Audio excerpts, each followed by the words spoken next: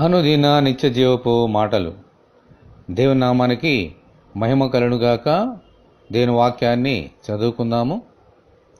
తండ్రి లేని వారికిని నలిగిన వారికిని న్యాయము తీర్చుటకై నీవు వారి హృదయము స్థిరపరిచితివి, చెవియొగ్గి ఆలకించితివి.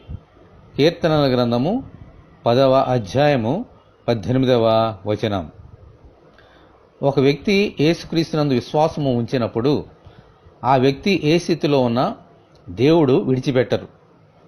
తండ్రి లేని దీనులను మనుషుల వలన గాని పరిస్థితుల వలన గాని నలిగిన హృదయము గల వారిని ఆయన విడిచిపెట్టరు. ఆయన వారికి ఆసన్నుడు. ఎటువంటి భయంకరమైన పరిస్థితుల్లో ఉన్నా దేవుని యందు విశ్వాసము విడిచిపెట్టని వారిని ఆయన ఎన్నడూ విడిచిపెట్టరు. వారి హృదయములను స్థిరపరిచి వారు పెట్టే మొరలను ఆలకించే దేవుడు మన ప్రభు. ఆమెన్, హల్లెలూయా.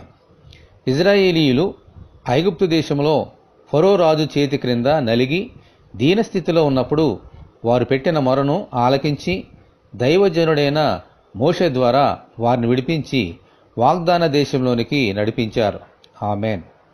మనము కూడా ఎటువంటి దీనస్థితిలో ఉన్నా, నలిగిన అనుభవంలో ఉన్నా మనలను ఆదరించి స్థిరపరిచే దేవుడు ఉన్నారని మరొక ఆయన యందు విశ్వాసము ఉంచాలి. అప్పుడు మన పక్షమున న్యాయము చేసేవాడు ఆయనే. దేవునికి స్తోత్రము కలుగునుగాక. ఆమెన్.